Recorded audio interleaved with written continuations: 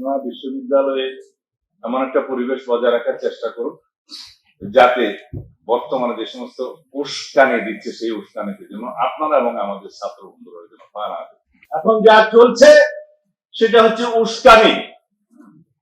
তারা চাচ্ছে পুলিশ যেন তাদেরকে গ্রেফতার করে, তারা চাচ্ছে তাদের উপরে যেন কেউ ক্ষিপ্ত হয়ে হামলা করে।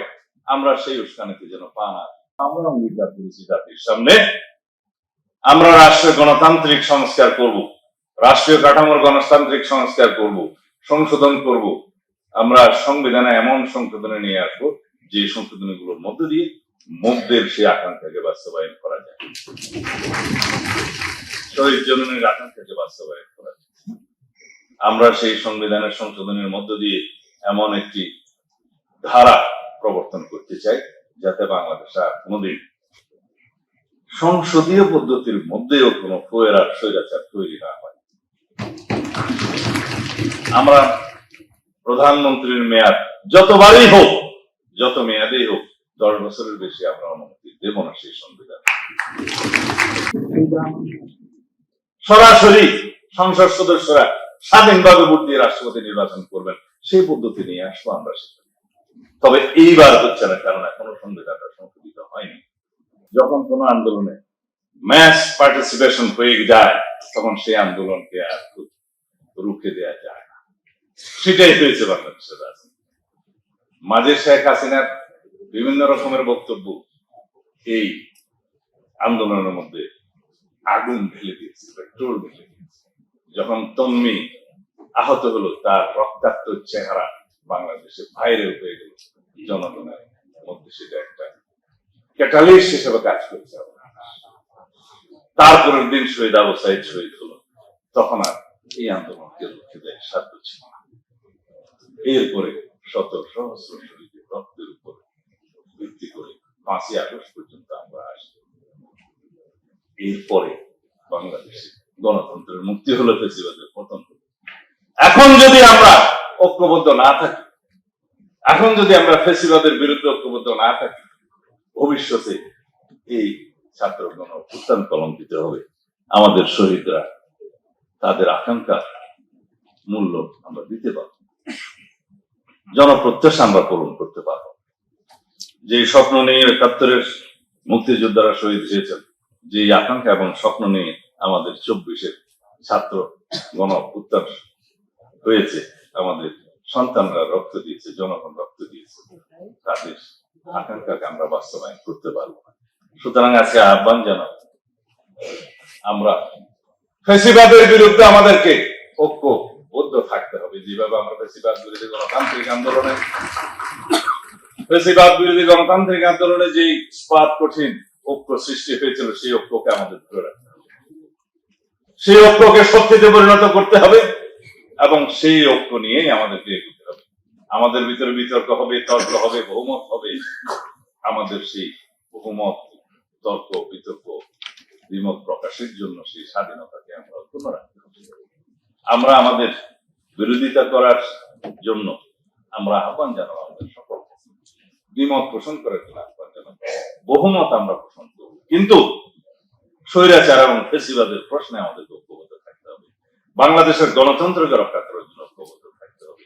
আমরা যেন এমন আচরণ না করি আমাদের ঐক্যে ফাটল ধরে। আমরা সেই ঐক্যকে ধরে রাখার জন্য, ঐক্যবদ্ধ থাকার জন্য যারা জাতীয় সংসদে প্রতিনিধিত্ব করছেন তাদেরকে এবং সংসদের বাইরে সকল রাজনৈতিক দলকে আহ্বান জানাবো, আসুন আমরা ফ্যাসিবাদ বিরোধী গণতান্ত্রিক আরো শক্তিশালী করি এবং এই ঐক্যকে নিয়েই আমরা এগিয়ে যাই।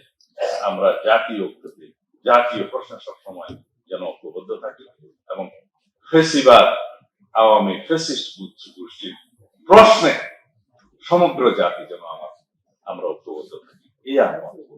অন্যথায় দেশি বিদেশি ষড়যন্ত্র থাকবে। এই শেখ হাসিনা আমাদের এই দুর্বলতাকে কাজে লাগিয়ে কোন সময় এই ফ্যাসিবাদী শক্তি প্রত্যাবর্তন করার চেষ্টা করবে। সেটা যদি হয়, বাংলাদেশের স্বাধীনতা, সার্বভৌমত্ব, গণতন্ত্র কিছুই আর নিরাপদ থাকবে না। আমরা কি তা চাই? আপনারা বিশ্ববিদ্যালয়ে এমন একটা পরিবেশ বজায় রাখার চেষ্টা করুন যাতে বর্তমানে যে সমস্ত উস্কানি দিচ্ছে সেই উস্কানিতে যেন আপনারা এবং আমাদের ছাত্র বন্ধুরা যেন পা না দেয়। এখন যা চলছে সেটা হচ্ছে উস্কানি। তারা চাচ্ছে পুলিশ যেন তাদেরকে গ্রেফতার করে, তারা চাচ্ছে তাদের উপরে যেন কেউ ক্ষিপ্ত হয়ে হামলা করে। আমরা সেই উস্কানিতে যেন পা না দিই। আমাদের ছাত্র বন্ধুদেরকে আমি আহ্বান জানাবো, তারা অনেক রকমের ফাঁদ পেতেছে, তার মধ্যে এটা একটা ফাঁদ। কোন রকমের উস্কানিতে আমরা পা দেব না। গণতান্ত্রিক চর্চা আমরা অব্যাহত রাখবো। কেউ যদি আমাদেরকে গালি দেয়, তারপরের দিন আমরা সেটা প্রতিবাদ জানাবো, কিন্তু হামলা করব না। তাহলে এটা আওয়ামী কালচার হয়ে যাবে। যদি আমরা মব কালচারকে বিলুপ্ত করতে চাই, তাহলে সেই চর্চাটা আমাদেরকে করতে হবে সহ্য ক্ষমতা প্রদর্শনের মধ্য দিয়ে। আমরা সহ্য করব, আমরা গণতান্ত্রিক আচরণের মধ্য দিয়ে তারপরের দিন সেটা প্রতিবাদ করব, কিন্তু হামলা করব না। আমি ছাত্র বন্ধুদের প্রতি বড় জোরে মিনতি জানাই। দুই একটা জায়গায় আমরা দেখেছি যে আমাদের ছাত্র বন্ধুরা ফাঁদে পা দিয়েছে। তাদের পাতানো ফাঁদে পা দেয়া যাবে না, কারণ তাদেরকে কোনো না কোনো শক্তি ব্যবহার করছে। সুতরাং সেই শক্তির সূক্ষ্ম চালের মধ্যে, পাতানো ফাঁদের মধ্যে আমরা জেনে শুনে যেন পা দিই। আমরা গণতান্ত্রিক চর্চাকে এগিয়ে নিয়ে যাব। আমরা ভবিষ্যতে আমাদের শহীদের স্বপ্নগুলোকে বাস্তবায়ন করব। সর্বকালহর কোন পরিকল্পনা প্রণয়ন করা কিন্তু সংবিধানের কাজ না। সকল সংবিধান প্রণীতই হয় সংশোধনের উদ্দেশ্যে। পৃথিবীর সকল গণতান্ত্রিক দেশের সংবিধানগুলো ধারাবাহিকভাবে সমাজের প্রয়োজনে চাহিদার নিরিখে সবসময় সংশোধনে নিয়েছে।